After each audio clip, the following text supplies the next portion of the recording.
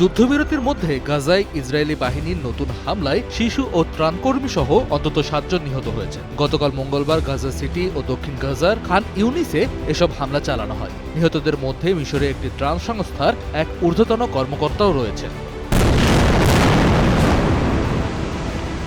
ফিলিস্তিনি সংবাদ মাধ্যমের খবর অনুযায়ী গাজা সিটিতে একটি বেসামরিক গাড়িতে ড্রোন হামলা চালায় ইসরায়েলি বাহিনী। এতে ৩ জন নিহত হন। প্রাণ হারান ইজিপশিয়ান রিলিফ কমিটি ইন গাজার জনসংযোগ পরিচালক মোহাম্মদ আল ওয়াহিদি। এছাড়া গাজা সিটি বন্দরের কাছে বাস্তুচ্যুতদের একটি তাঁবুতে ড্রোন হামলায় নিহত হন আরও একজন। এর আগে দিনের শুরুতে দক্ষিণ গাজার খান ইউনুসেও একাধিক বিমান হামলা চালায় ইসরায়েল। সেখানে প্রাণ হারান আরও ৩ জন।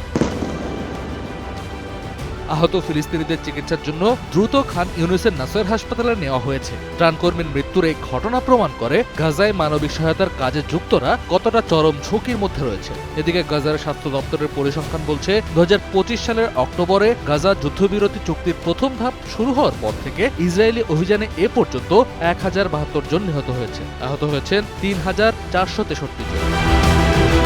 যুদ্ধবিরতি চুক্তির প্রথম ধাপ কার্যকর থাকার পরেও বেসামরিক নাগরিক ও আশ্রয় শিবিরে এমন নিয়মিত হামলা শান্তি প্রক্রিয়ার স্থায়িত্ব নিয়ে বড় প্রশ্ন তৈরি করেছে। হামাস গাজা সরকারের দায়িত্ব থেকে সরে গেলেও ইসরায়েল হামলা অব্যাহত রেখেছে।